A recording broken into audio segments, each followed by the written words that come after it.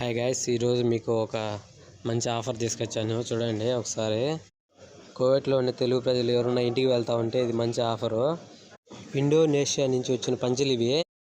మన ఇండియాలో దొరికే పంచులు అంత క్వాలిటీ లేవని చాలామంది కోవిడ్లో ఉండే ప్రజలు ఇక్కడి నుంచే తీసుకుపోతారు.